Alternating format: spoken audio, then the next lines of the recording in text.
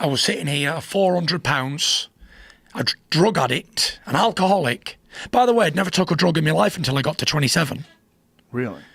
Never. Nothing. Not smoked weed, not nothing. And what Drug were free. the drugs? What were the drugs of choice once you won the title? Cocaine was the usual one. And that was it, really. Cocaine and alcohol. It's like Roller coaster. crazy drug and alcohol mix. Yeah. But, you know, I look back on it now and I think, would I change that? I wouldn't. And not many people will think, well, this man's crazy for saying that on a radio show, but I wouldn't change a thing because I know it was supposed to happen and I needed to be tested to see what type of character I was. Although I did all those mad things and I went through all that time and I tried to commit suicide and How'd you try to commit suicide? Well, I'll tell you what happened. Like I said, I was waking up and I didn't want to be alive. I was making everybody's life a misery. Everybody who was close to me was pushing away. Nobody could talk any sense into me at all. And I'd go very, very, very low at times, very low. And I'd start thinking all these crazy thoughts and this, that and the other. And I was in my car, I bought a brand new Ferrari convertible in the summer of 2016. And I was in it and I was on the highway. And there's a strip of the highway where I am.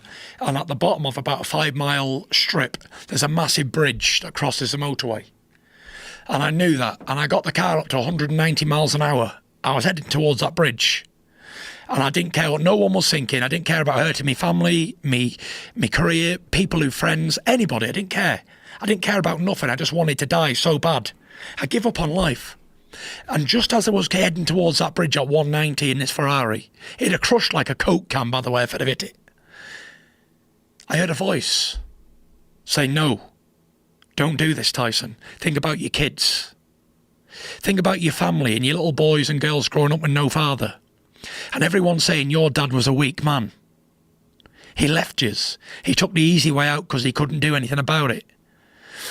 And before I turned into the bridge, I pulled on the motor and I was shaking. I could feel myself shaking and I pulled over and I was all nervous and I didn't know what to do and I was frightened and I was so afraid. And I thought that day I'll never, ever, ever try or think about taking my own life ever again. And I didn't. I went and got help from the leading psychiatrist, doctor in the UK.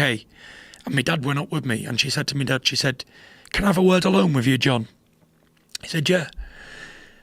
My dad told me what she said when he came out. She said, he is not to be trusted alone. He's an imminent death risk. That's the highest level of suicide risk that she'd ever assisted. And she said, without his faith, he would have been dead a long time ago. But she said, faith alone ain't going to hold him because that's going to break. And once that goes, he's done. So that put my dad's life terror as well because he was checking up on me all the time. He wanted to be with me 24/7.